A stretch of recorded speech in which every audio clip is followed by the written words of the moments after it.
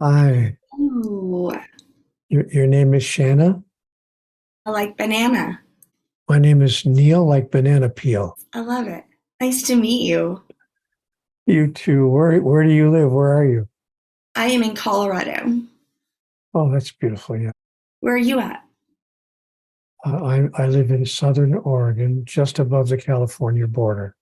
Okay, so just as beautiful. Yeah, it really is gorgeous. The mountains right outside my window. I look out the front window of my house, and the mountain range is right there. Mm, So I yeah, love. it's Don't really you love it? it's gorgeous, and I'm very grateful and very happy. So Shanna, how can I serve you today?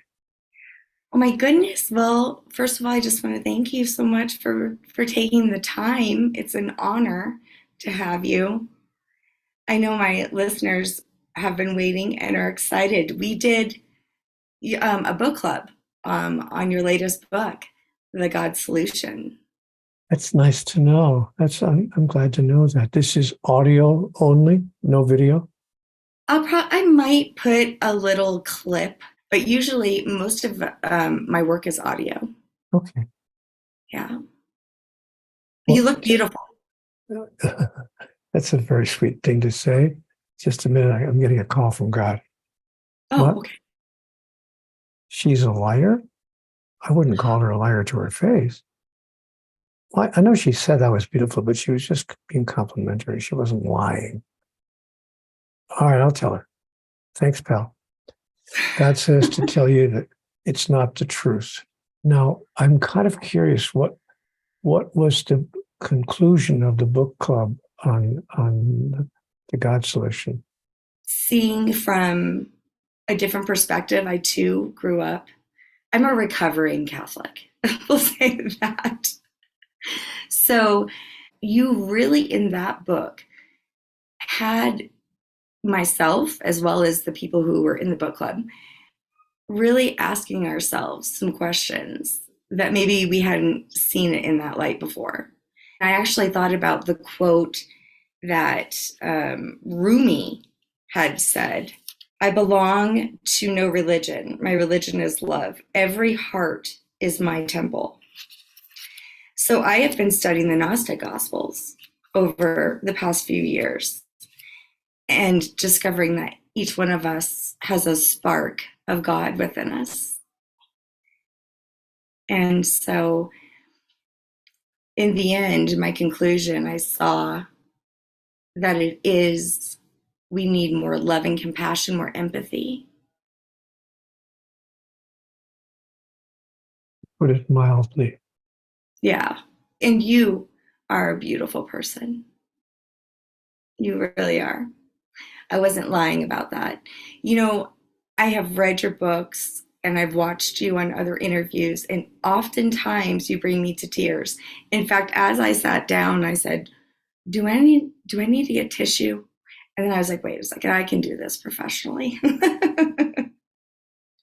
But yeah, you have brought me to tears. Your vulnerability, how humble you are, is very touching. You're a very nice person to say those things. Your check will be sent out in the morning. You're funny too. I love it. But here's one question I do want to start with, though. Who or how would you describe your soul? A work in progress. Yeah. Number one, uh, an, an element of the essential essence. I would describe my soul as an individuation of divinity. I would describe my soul as an entity yearning to not simply know, but to demonstrate, to express who I really am. And an entity that has not so far achieved my goal, but is working toward it and hopes to get closer before the end of this particular lifetime. I would describe my soul as a spiritual entity as well that's experienced many lifetimes, I mean hundreds of lifetimes, as have most of our souls. And I would describe my soul as an entity wishing that it could be more of what it knows itself to be, but has found a challenge in stepping into the fullness of that. You know, Shanna, I have come to a place where I admire beyond description those souls among us who have achieved not only an awareness and understanding, a consciousness, if you please, of who they are, but who have actually stepped into the living of it on a day-to-day basis. I knew such a man in my life. His name was Thich Nhat Hanh. He has since celebrated his continuation day, but I met Thich Nhat Hanh a number of times when we spoke at the same conference together. He was one of the speakers, I was one of the speakers, so we got to become acquainted. But I knew as soon as he walked into the room, oh my gosh, something extraordinary has just happened. Just with his entry into the room, because of the energy that he brought with him. And I made a declaration then that maybe I could one day get close to bringing that kind of energy into the room when I move into such a space. You know, there's a wonderful statement in a book called A Course in Miracles. And the statement is, you have come to the room to heal the room. You have come to this space to heal this space. There's no other reason for you to be here. Thich Nhat Hanh lived that message. And so he is one of two or three people, not 12 or 15 or 20, but one of two or three that I have met in my life that have actually exemplified their true identity as singularizations of the singularity. So how would I describe my soul? I would describe my soul as a work in progress, wishing to be further down the line than I am, but happy to have made it thus far. No complaints, no sadness, just a yearning to be even more expressive of who I really am.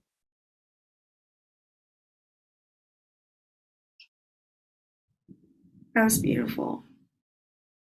Genuine. So true about Thich Nhat Hanh. He's one of my greatest teachers. I mourned for him. I did for days. I can't even imagine being in his presence.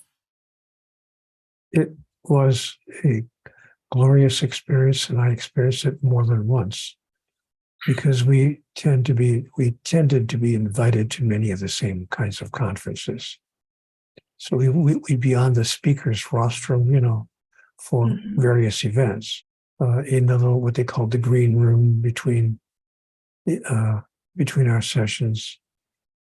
Often he would go first, and then I would have to follow him, and I would make a joke with my audience, this is impossible. There's no way in the world that I can follow Thich Nhat Hanh. Right. So, and I couldn't easily, because he's just an extraordinary, blessed, wonderful, loving, caring, soft, gentle, compassionate, deeply understanding human being. And as you are too, I mean, in your presence right now, and like I said, with Thich Nhat Hanh, I would get emotional too, listening to him. It's love. It's the energy that you and Thich Nhat Hanh have so willingly given the world that honestly, man really screwed up when it came to how they spoke on the behalf of God for all these thousands of years. Well, they've tried their best, they've tried their best to explain the inexplicable in human terms. Mm-hmm. It's like a drop of water trying to describe the ocean. True. Very, very difficult, and they've done their best. I've often made the statement, Shanna, that religions are not bad. They're simply incomplete. Yes. There simply is more to know on this subject. And if the world's religions have made any kind of error or mistake, it's in imagining that they have the total answer, that they are the total answer. And some religions claim to be not only the total answer, but the only answer. That is, either you belong to that religion or you're going to hell. And so it's, I think, an error on the part of many religions. We are, with regard to this topic, we are as children who have learned how to add and subtract, but we think that's all there is to mathematics. To use an analogy, to draw a comparison. So we've learned the fundamentals. We've learned how to add and subtract, but then we realize, oh, there's long division. Oh, there's multiplication. Oh, there's algebra. Oh, there's geometry. Oh, there's higher mathematics. Oh my gosh, there's so much more here than I thought. But we are like children who have learned how to add and subtract, and we think that's all there is to math. I have always been more mathemagical than mathematical. I love numerology. Well, then things must be adding up pretty well for you. They seem to, because I always get the signs everywhere. So there's an interesting thing going on in our history, though, that is, most of our religions do not allow us to ask questions. You're not supposed to. Now you can do, there's an activity, Shanna, that we engage in every other area of human endeavor. We engage in this activity in the area of science, in the area of medicine, in the area of our technologies, but we do not allow it in the area of our most sacred beliefs. And that is this: what we do in every other area of life, question the prior assumption. When a scientist comes upon a discovery in the laboratory, the first thing she does is question the prior assumption. Is it possible that I could be wrong, or that what led up to this, there might be something that's not complete or not wholly known? In the area of medicine, the first thing that a researcher discovers is that there's more to know on this subject. We need to question the prior assumption. And the same is true in the area of our technologies, but in the area of our most sacred beliefs, not just, by the way, our spiritual beliefs, our political beliefs as well, our economic beliefs, our social understandings. In the area of our most sacred understandings, we're not allowed to question the prior assumption. And if you question the prior assumption, you're called a blasphemer. You're made wrong. Adhere to the party line, whether it's a particular religion or a particular political party or a particular school of economics or some social construction that we have artificially created. So it takes an idea hero to question the prior assumption. And that's why I write about idea heroes in the book. I love what you said. You said, we need a civil rights movement for the soul. Yes, a civil rights movement for the soul is exactly what we need. I also love something that you said, that God made us in his image, but have we in return created God in our image? And I'm afraid that we have. Most human beings who believe in God, and by the way, that's 8 out of 10 people. Surveys have shown that 8 out of 10 people believe in some sort of higher power. But we have, in fact, created God in our image. We think that God is judgmental, condemning, punishing, easily angered, vengeful. And we imagine that God is just like us. And we also think that God loves us with conditions. Mm-hmm. That, I love you if. We believe in I love you if kind of God. Yeah. And we can't imagine loving each other the way God loves us. Because God loves us with a perfect love that needs nothing in return, that expects nothing in return, that requires nothing in return, that even hopes for nothing in return. Why? Because, of course, God is the all of everything and needs nothing. So if we could enter our relationships with each other, we can't even treat the person on the pillow next to us in that way. I will love you without needing anything in return, without even hoping for anything in return. I love you just because of who and what you are, not because of what I can get out of it. Because if I love you because of what I can get out of it, then I'm not loving you at all. I'm loving me, simply using you as a way of loving myself. But when I love you without needing anything in return, without asking anything in return, without requiring, certainly never requiring anything in return, then I've discovered the basis of pure love, which is how God loves us. I could, of course, be wrong about all of that. But I don't think so. I don't think so. I want to share this story that while we've been reading your book over the past month and discussing it, there was a moment, my daughter, I had cleaned the house like all day, and she took a bowl of cereal into the living room. She's 11. And she spilled it. And she had cereal all over, milk all over. And of course, I'm like, I reacted not too harshly, but, cleaning it up with her. And she's crying hysterically. And I'm like, it's okay. And I said, have you ever heard, don't cry over spilled milk? And I said, Kinsley, it's fine. She says, but you cleaned all day long, Mommy. I'm so sorry. I just am disappointed that I did that. I didn't listen. And, I just hugged her and I said, Kinsley, I still love you, right? You spilled milk. It was a mistake. We cleaned it up. But I'm not mad at you. I still love you. And I explained to her in that moment that it was unconditional love. And the reason why I did, though, was because I was reading your book and I had been reminded of that. So thank you.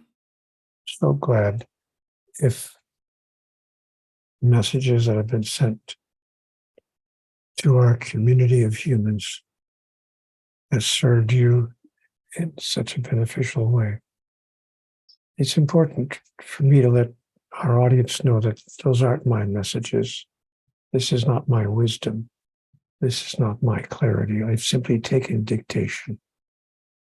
I'm like a good secretary. I've taken dictation. What I have done in my writing is to share what God has shared with me. But I'm happy to know that the messages that God has given to me to share have brought benefit to your life. Thank you for telling me that. It makes me feel good. Yeah. I mean, a moment like that, you could even make or break a kid, right? Absolutely. Yes. Yeah. I did have beautiful examples of, forgiveness and love and unconditional love. My mama in Louisiana, we have mamas, right? She was that. And I wanted to be just like her. And, I remember she taught me how to do the rosary. And we prayed and every day asking God to forgive us. You say that God will never forgive us in your book. No, Can you talk about that? God will never forgive you for anything. And when I'm invited to give talks in churches, I usually scandalize the congregation because I do stand up there in the pulpit and I say that. I say, thank you for having me here. It's wonderful to share this time with you. And I've come to tell you that God will never forgive you for anything. And people's eyes cross in the front row. They go out of their mind. How can you say such a thing? And then I have to explain to them, nothing that you could do, and I mean nothing, Nothing, let me spell it out for you, nothing that you could do could ever hurt, anger, injure, frustrate, or damage God in any way. It's simply impossible. Any more than you could be frustrated, angered, or damaged in any way by a 6-month-old child. If you're holding a baby, then I ask my audience, how many of you have ever held a 6 or a 9-month-old baby in your arms? At least once in your life. And almost every hand in the audience goes up. Even those who are not mothers and not parents have had the experience of holding maybe a relative's child or a grandchild, say someone's child, in their arms. I say, okay, now imagine that you're holding this 7-month-old baby in your arms. Picture of perfection. Just the beauty and the wonder and the glory of that perfect being. And then the child has an unfortunate biological accident. What do you say to the child? Oh, that's okay. I forgive you. Of course not. Forgiveness is not necessary. It's not even part of the equation. And we understand that because we understand how such a thing could happen to a 6-month-old child, or for that matter, to adults who are acting like children, which includes most of the adults on this planet who are acting like children, at least some of the time. And so what I was made to understand is that understanding replaces forgiveness in the mind of the master. And when we understand how a person could do or say a particular thing, we're not saying we agree with it. We're not saying we condone it. We're not saying we hope they repeat it. We are saying we understand it. I understand how you could be thinking, saying, or doing such a thing. And understanding replaces forgiveness in the mind of the master. Speaking of the Catholic background, I too was born and raised a Catholic, and I'm grateful for it. I'm so grateful for my Catholic upbringing. because it may not have given me all the answers, but it at least brought to me an awareness that there's this thing called God, and that there's more going on here than meets the eye. And it brought me a deep awareness of that, which children who are raised in a completely atheistic environment may not have an awareness of. And they have to start from scratch in their own understanding of a higher power. So at least I wasn't starting from scratch. At least I had an awareness that, there's more going on here than meets the eye. As Shakespeare so beautifully put it in Hamlet, there are more things in heaven and earth, Horatio, than are dreamt of in your philosophy. Well, thank you for saying that, because, I've been angry. Anger is okay. Anger is one of the 7 natural emotions. And so anger is totally okay. There's a guy who got so angry at one point in his life that he walked into a temple and he made a whip out of a rope. He tied knots in the rope and he was waving it over his head in the temple, driving the money changers out of the temple, raising his voice and saying, "You hypocrites," and turning over the tables of the merchants who had gone to the temple to sell their merchandise. I forgot his name, but he's a fairly well-known person in history who actually had moments of his own anger. Yes. So anger is a natural expression. To suppress anger can do more harm than good. But what we want to make sure is that when we express anger, we express it in a way that does not hurt, damage, or injure anyone else, that does not cause anyone else physical or emotional distress. But to simply say to someone, I don't feel good about what's happening here. I feel angry about this. It's totally okay. I remember the story of one of our popes, John Paul the 23rd. And he was riding in a motorcade through Rome a few years ago. He has since celebrated his continuation day.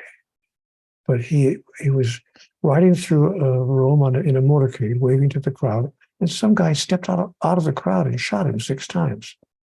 Not once or twice, but 6 times. And all of the bullets hit him. The man was apparently a good marksman because none of the shots missed the Pope. He was riddled with bullet holes from top to bottom. He, of course, survived. Amazingly. I say, of course, because history tells us he was here for a lot longer than that day. But he was injured severely, and he took weeks to survive those 6 bullet holes.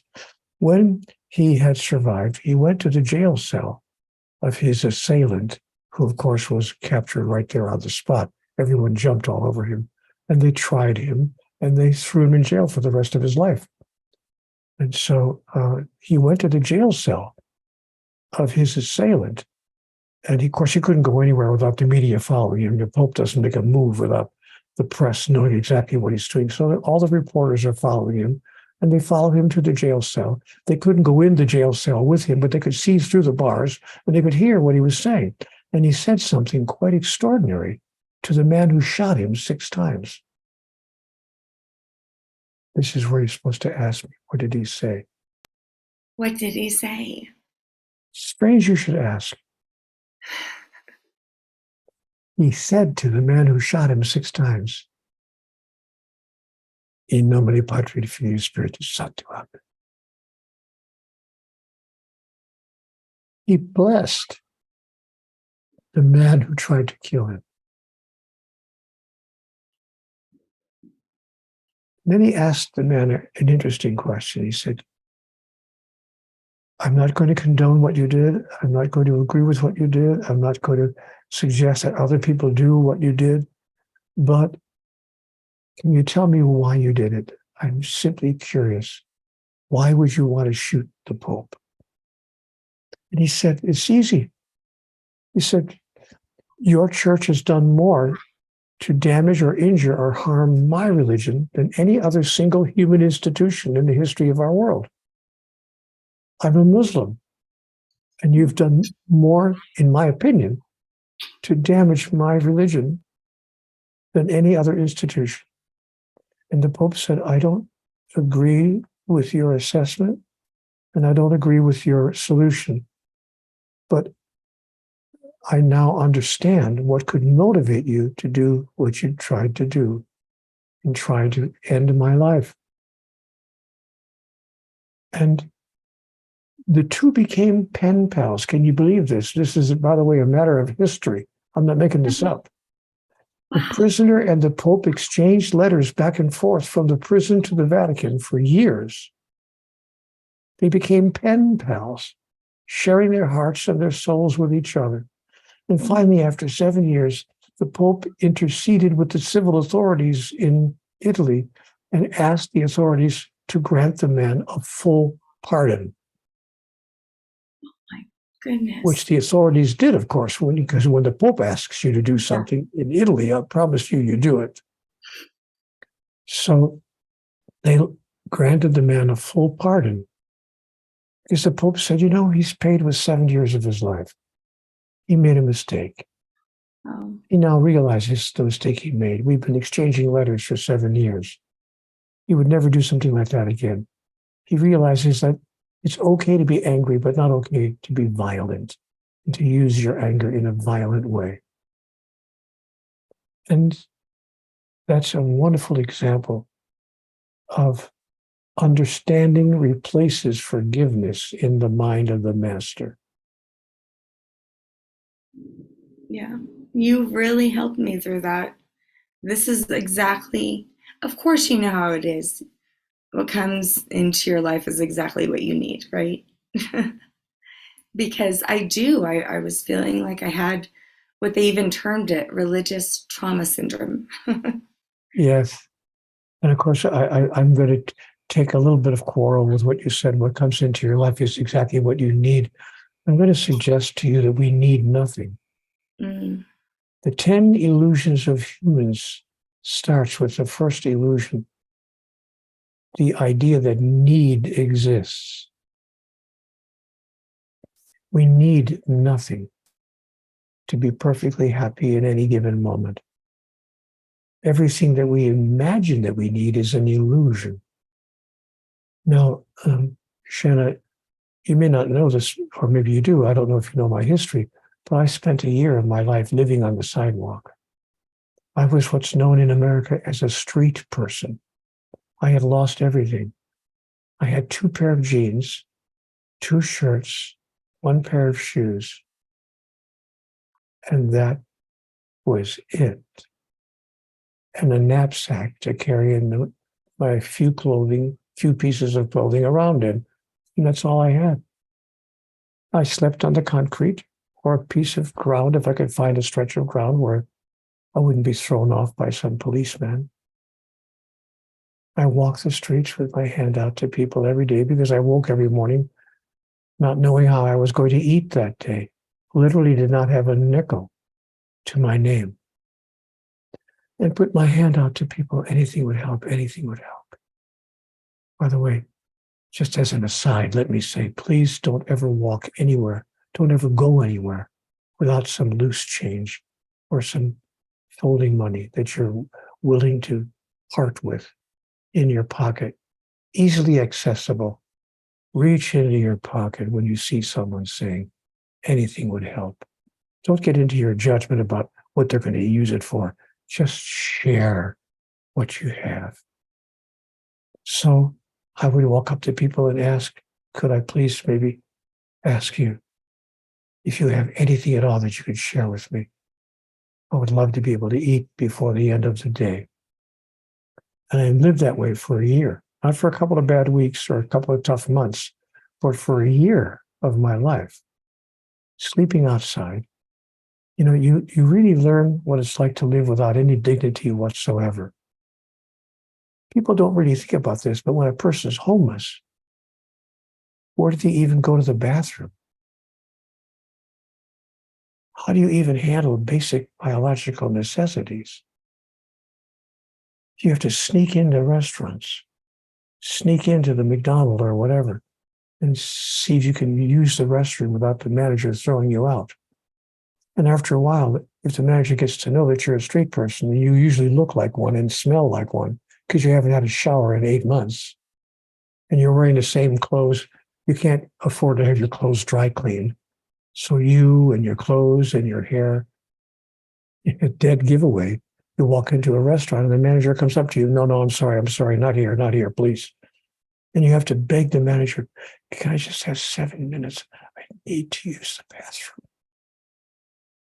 And he doesn't want you in the restaurant because most homeless people then wind up going to the restaurant, bothering the customers and asking them if they could have some money.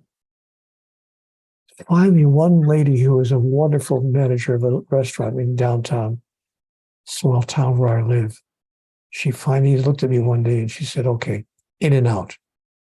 Promise? In and out. I said, I promise.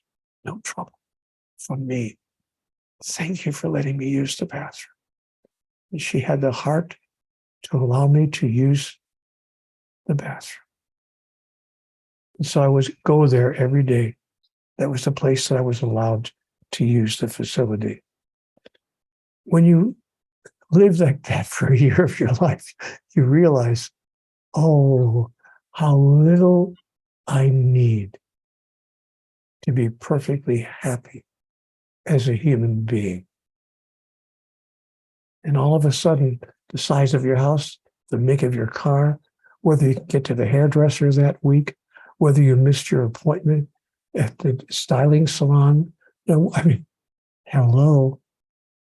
And you realize what God said to me, Neale, nothing matters. You're making it all up. Stop it. And I said to God, well, then what is this all about? What are we here for? What does it take? What does it take to have a halfway decent life? And God said to me, you want it in one or two sentences? Write this down. Neale, your life has nothing to do with you. It's about everyone whose life you touch and the way in which you touch it. When you understand that, you will realize that in the largest sense, your life does have something to do with you for the most extraordinary reason. Somebody else in the room. Neale, there's only one of us. Looking like a lot of different essences, but simply different individual expressions of the same single thing. So I've learned in my life, Shanna, that what I do for you, I do for me. And what I fail to do for you, I fail to do for me. Because there's only one of us here. It looks like there's two of us, but there's only one of us.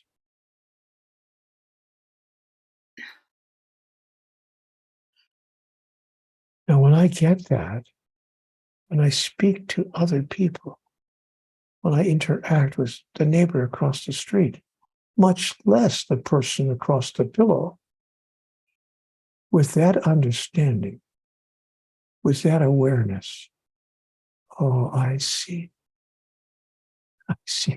You're simply me looking a little different.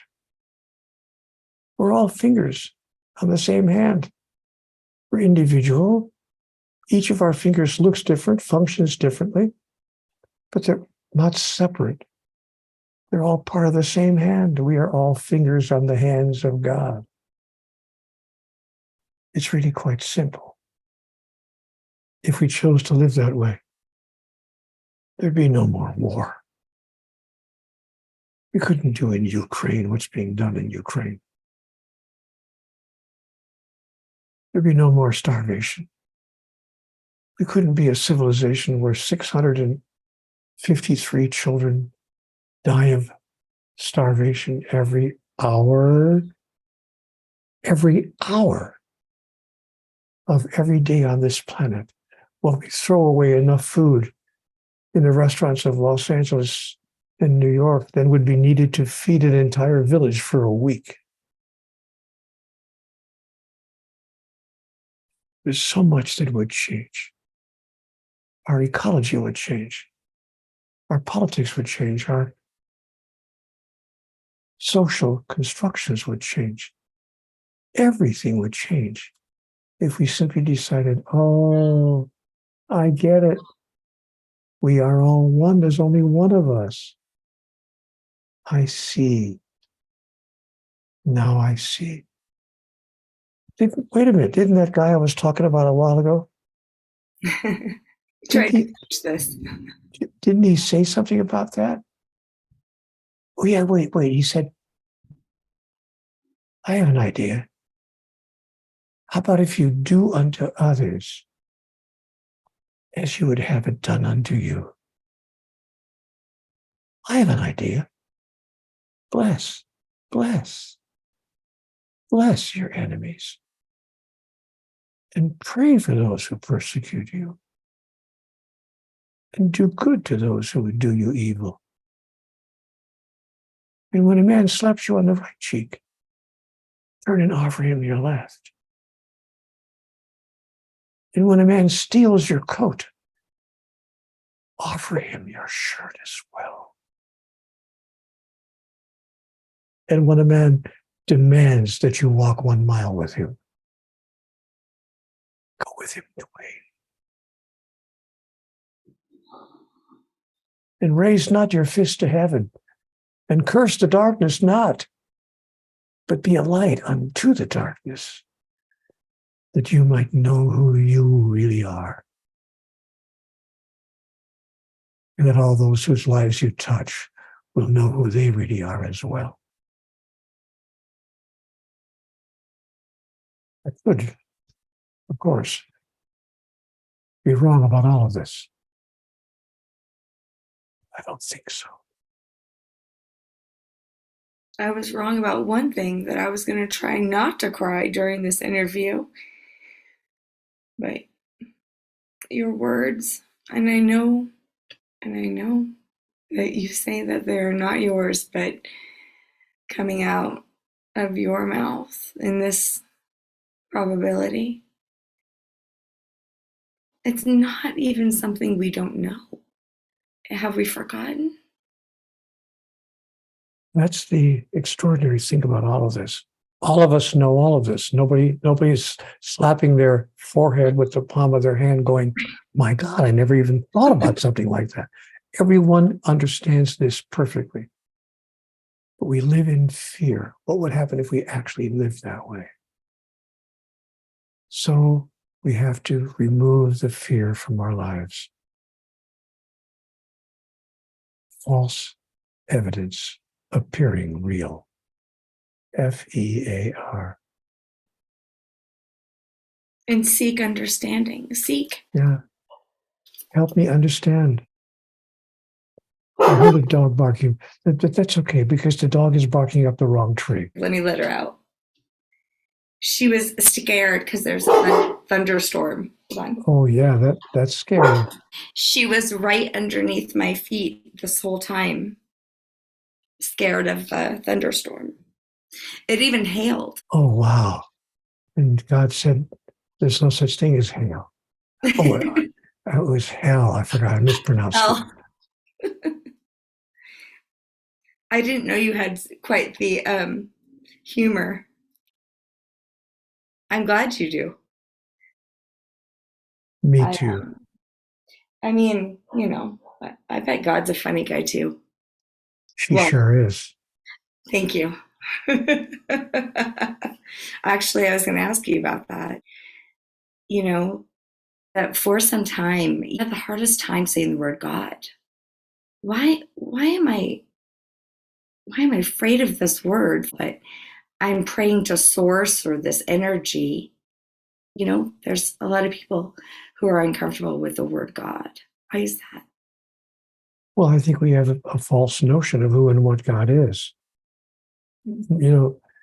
as I mentioned earlier, 8 out of 10 people on the planet are surveys. I'm not making this number up. They've taken sociological surveys across the planet in every country of the world. And we've discovered that 8 out of 10 people, as I mentioned earlier, believe in some kind of higher power. But it's not whether we believe in a higher power, it's what we believe about that higher power. So the reason that so many people have a challenge and difficulty with the word God is that we think, number one, that God is judgmental, condemning, and punishing. That this is how God shows love for us. Number two, we imagine that God is exclusivist, that God says, no, I am an exclusive God, and in order to get into my club, you have to say the magic word. And so you have to be a member of this religion or that cult or that organization or whatever. And that's the only way you can be on my good, or be in my good graces. And number three, many people have a problem with the word God, especially some ladies might have a particular problem because we think that God has a penis. And when I brought up in an audience a few years ago that God has a vagina, the place went crazy. They couldn't believe it. And I said, well, God also has a penis. We keep trying to make God a certain way. Oh, by the way, not only does God have a certain gender, we tell each other, but also a certain race. Can you imagine telling people that God is black, or that God has a skin that's a little bit different, like a light yellow tint, or that God speaks with an accent, that God has a dialogue, that God belongs to a certain nationality. We keep trying to put God into a pigeonhole. So, of course, people have a difficulty with the word God because the human species has pigeonholed God in a way that their culture and their upbringing has taught them to. So, and most of the world's religions, if not all that I know of, actually think of God as male. Yeah. Father. So Father God, our Father who art in heaven. However, the mother is always the creator. She's the creatrix. Isn't that interesting? We have to change our definition of God. What if we decided that God was neither male nor female, neither black nor white, neither old nor young, neither this nationality nor that nationality? Mm-hmm. What if we decided that God was all of it and none of it in particular? So my understanding is that God is an essential essence, simply an energetic expression that can take any form it chooses to take, and any form that it believes would help us to understand who and what it is. But the essential essence, the basic energetic that we call God, in my view, is simply pure love. The energy that we feel as pure love. The love that needs, asks, expects, and demands nothing in return. And that's the God solution, to simply treat everyone else in that way. And the reason it's so hard for us to do that is because we think there's something to lose. What have I got to lose if I treat the other person in this wonderful way? Sooner or later, it's going to come back to hurt me. Only when you think you have nothing to lose. I realized that that's the benefit I could have derived out of living on the street for a year. After a year on the sidewalk, I realized I have nothing to lose. And if you don't think that will alter your belief system, I promise you that it will. And so I decided, what if I chose to simply love everybody without limitation, without condition? What if I had nothing to lose? And that brought me to a place of understanding what pure love is really about. When you realize you have nothing to lose, everything to gain by simply loving, because the feeling of love flowing through you to another is all the reward you need, if you need a reward at all. It's really quite simple. It really is. I have two dogs in my life. You know what? I can't get enough of them. I can't get enough of them. I want them in my lap. I want them hugging. I want to give them squeezes. I want to give them pets all the time. But I feel the same way about my beloved wife. I can't get enough of her. I say to her, I can't get enough of you. She says, well, try.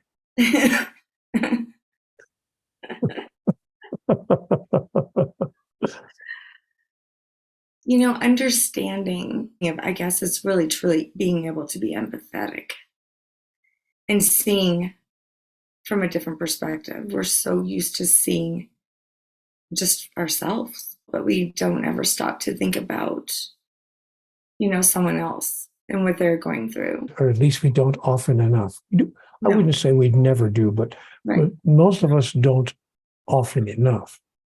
That's been my experience.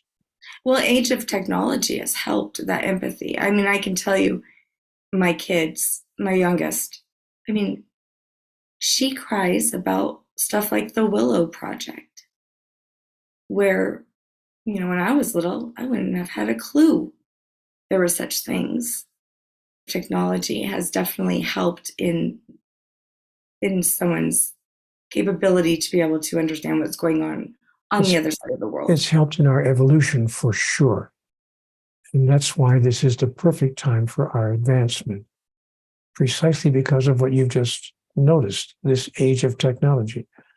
What we're doing right here, interacting with each other in the way we are, would not have been possible even a few short years ago. So we now have the ability to get the word out, to share the highest truth with the highest number of people in the fastest way possible. We didn't have that ability just a few short years ago, but now we do. So everyone who's listening to this program can decide to become part of that process, to be an idea hero, and to send a new idea about God, about life, and about who we are to each other in the wide variety of ways that today's technology provides. In just a simple interaction with another human being. Yes. A couple of years ago, I was walking down the street to my car. I had just left a coffee shop, and there was a policeman putting a ticket on my car. I had overstayed my parking limit time, And I said, "Officer, could I talk to you for a minute?" He said, "Yeah." I'm sure he thought I was going to give him a ration for putting a ticket on my car and ask him to tear it up and throw it away. But I didn't. I said, "You know what?" I walked over to him and I said, "I just want to tell you something. I'm sure that each morning before you leave the house, when you put that shirt on and that blue coat on, and you put that little silver piece of metal, you pin it on your shirt, you're making a promise. You're saying to yourself, if need comes to shove and I have to do it, nothing will stop me from getting between anyone I meet on the street and any harm that could come to them. I will stand between you and any harm that could come to you, no matter what that could be. That's what I will do." I looked at this policeman and I said, "I am not unaware of the silent promise that you make. And I want you to know how much that means to me and how much I appreciate you for making that kind of a promise." He looked up at me and he said, he picked up and pulled the ticket out from underneath the windshield wiper. And I said, no, please don't do that. I didn't say that to get you to tear up my ticket. Please put it right back. You're simply doing your job. I stayed past the time limit on my parking meter. This is what you're supposed to be doing. I didn't say that to get you to tear my ticket up. I said it so you could say, that's the ticket. I want you to know that I meant every word that I said. This guy walked up to me. He said, you know what, mister? I've been on this force for 27 years and no one has ever said anything like that to me. You have just made my career. The tiniest little drop left his eye and rolled down his cheek as he turned and walked away. I'm not making myself a good guy. I'm not telling that story to make you think of me as a nice person. I'm told that story to let you know the 1,001 ways that we can give people back to themselves. The clerk at the post office, the policeman on the street, the lady at the coffee shop, to say nothing of the person across the pillow. What have you said today to anyone that gives people back to themselves and allows them to think that they were right when they were 7 and thought that they were so special? When you tell people you were right when you were 7, you have sent them to heaven.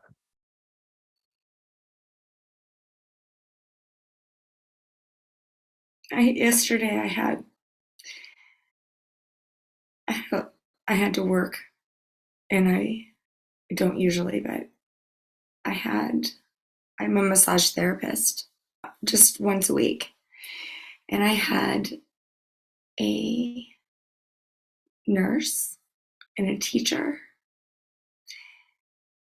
and I left there so happy. I said, how lucky am I that I got to make them feel good and provide a safe space of relaxation for people like them. Felt so good. My wife is a massage therapist. I didn't meet her in her practice, but when I met her, she was working 5 days a week. It was her full-time job as a massage therapist. She had a wonderful practice in town. And then when I found out that she was a masseuse, then I did, of course, book some time with her. Any excuse to take off my clothes. Yeah. And a week later, we got married. Oh, wow. Yeah, it was a lovely, sweet experience. We had known each other just a very short period of time. Mm-hmm. We were on our second date. We were driving down the road to go to see a play. And she looked at me from the passenger seat and said, you know what? I think we should be married. And I looked at her and I said, you don't want to say that to me twice. And she said, no, I'm serious. Yeah. I think we should be married. Mm-hmm. We have the same thoughts about things, the same philosophy, the same spiritual understanding. We even like the same food, I've discovered. We like the same music. I mean, anybody who likes Bing Crosby can't be all bad. Mm-hmm. So we got married the next day. Wow. I reached across the car and I said, done. We got on a plane the next day, flew to Las Vegas, where you can get a marriage license with no waiting period, went to a wedding chapel, and became husband and wife. Just that simple. That was almost 16 years ago. Congratulations. Yeah. You know, another thing I have to say is that whenever I'm doing podcast, I forget sometimes, you know, that there's so many people listening. Like, it's just an intimate conversation. And if I do think about someone listening, it's usually like 1 or 2 people. Like, ooh, I hope this person's listening because, this is for them. Or this is actually a special week. I mean, not only do I have you on, which thank you. But I'm about to hit 1 million downloads, which is an accomplishment for a podcast. And I would say so. yeah, I'm proud of myself. Wow. Wow. So, Wow. So when do I get to come back on your show? whenever you want. You can Okay. be a co-host if you want. Okay. Ladies and gentlemen, I'll be on the show again every day for the next month and a half because I'm going to be the co-host of Sensenof Soul. It would be amazing. Because I think you truly have a sense of soul. Maybe, well, you've had conversations with some pretty high up people. Yeah, I have. And we all have. And I'm going to conclude my visit with you today by sharing that most important message, because people have asked me, what is the most important message in conversations with God? And I tell them what God said to me. Neale, I talk to everyone all the time. The question is not, to whom do I talk? The question is, who's listening? But we call it something else. Most people call it a hunch or, an epiphany or women's intuition or, a psychic hit. You give it some other name. We don't dare call it a conversation with God because we don't want to be ridiculed and made small or made wrong. So we call it something else. But God is talking to all of us all the time. And I simply called it exactly what it is. A conversation with God. And thank goodness you did.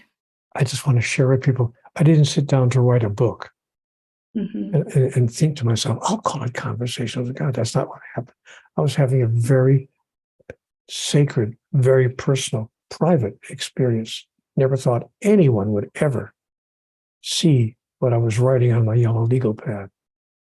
But I was told in the conversation, you will make of this one day a book, and it will be accessed by many people. And you know what I thought? That's not going to happen. There's not a publisher in the country who's going to say, hey, stop the presses. Hold everything. I got a guy here who's talking to God. Nobody's going to publish this book. Nobody's going to put this out as if it were. So I thought, I've got you now. I've got you. I'm going to actually send it to a couple of publishers just to see what would happen. Because if it does get published, which is not going to happen. I mean, really, nobody's going to publish a book because a guy says he's talking to God. But if it does happen, and if it is accessed by many people, then I will know that it's true, that what's happening is exactly what's happening and exactly what I'm saying. So I did send it to 2 or 3 small publishers. I didn't send it to Random House or Simon & Schuster, the bigger publishers. I just sent it to a couple of small publishers and who put out 5 or 8 books a year. And one of them said, we're going to put this book out. We like it. And I thought, well, it's amazing. If this book sells 500 copies, it'll be a lot. And it didn't sell 500 copies. It only sold 15 million in 37 languages. Not bragging, just saying. So I've learned to listen when the still small voice within is speaking. And that's what I would leave as my closing statement to everybody else. God talks to everyone all the time. It's not a question of to whom is God talking. The question is, who's listening? Right. I love that. And I just adore you. Thank you so much for this time.